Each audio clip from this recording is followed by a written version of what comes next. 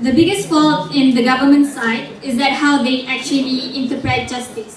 We take pride in how the government or how the law interprets justice. We believe that it is best when the justice could actually protect people's rights, including the criminals' rights, and that's why we brought up the idea of proportionality, about fair trial, and whatnot. The main problem coming out from the government side is, first of all, they do not know or precisely the idea or the definition of vigilantism.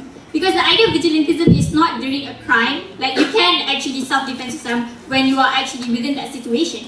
But the problem is that after the crime is that you allow yourself, you allow the citizen to actually take vengeance, and for example, if you're a victim, then you allow them to search for that murderer or raper and actually kill that person without any proper procedure. And this we believe is a big problem.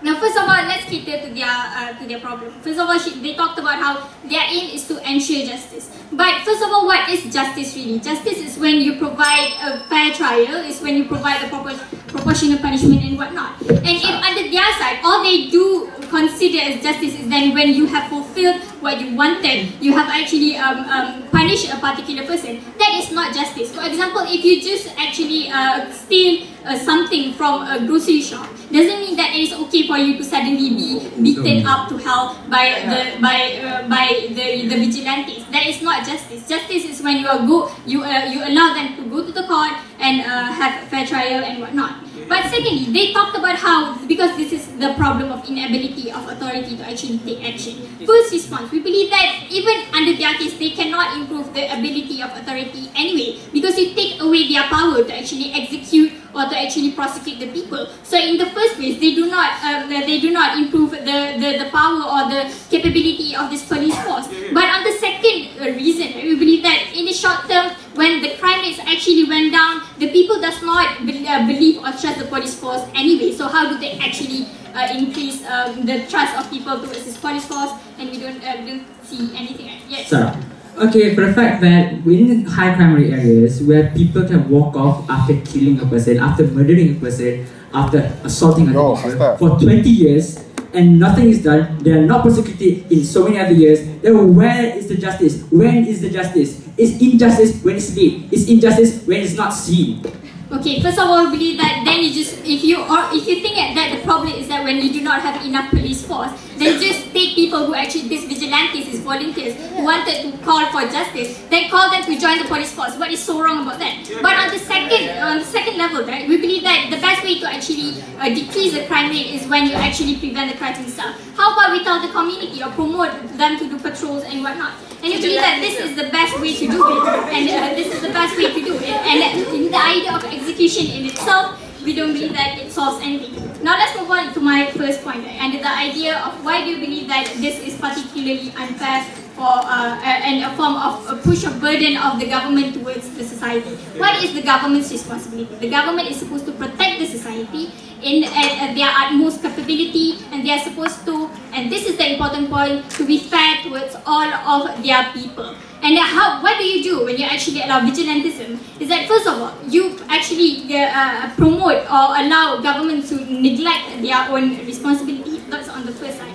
But secondly, we believe that the idea is that you do not allow a true and fair justice system for the people. Because at the end of the day, the people do not get what they deserve. Because, for example, true criminals who does the same crime, they do not get enough. They do not get an equal punishment. That is what happening under their side. And we believe that this is particularly harmful for the people. But moving on to the second idea of my idea of how we believe that this is harmful towards criminals. Because when we look at the statistic, 94% the reason why vigilantes actually take action towards a particular criminal is when they believe that the criminal have lighter punishment. And why this lighter punishment happens and why the government allows that in the first place is first of all because they have actually plea-bargaining. And this is when you have a contract with the government, I decrease your punishment, and but at the same time you have to give me information about your gang, about the worst criminals So what happens under their side? that first of all, we believe that there will be a form of double punishment towards these criminals who already have, who has like the punishment. Why so? Because they already have contract with the government, but at the end of the day, they are still punished severely by the vigilantes.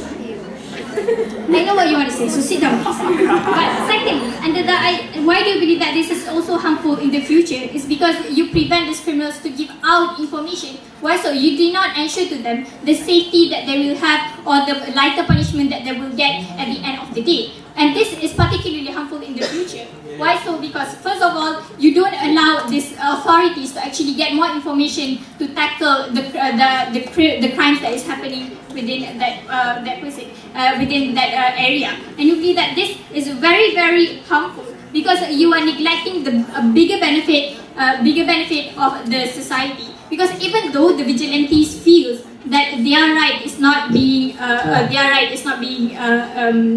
protected by the government, but at the end of the day, we believe that governments know best and the courts know best, and that's why we allow this lighter punishment. Okay, if you really want the criminals not to be punished over heavily, then why not just have the why don't the criminals just, you know, not commit crimes?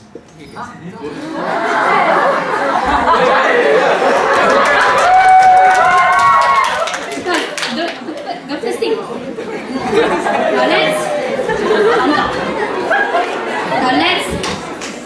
Okay, first of all, I do not understand your view. What are you trying to imply with this debate and what is actually the importance? But first of all, let's conclude what I'm talking about. The idea of justice, we don't believe that two rights make a wrong. Just because you murdered another person doesn't mean that justice is served. Just because you kill another person that you think is wrong doesn't mean that that particular person's right is actually executed and you get closure and whatnot. We believe that for the better benefit and the greater good of the society, and in order to preserve rights of these criminals and rights of life, it is better under our proposal. This is why I proudly oppose. Thank you.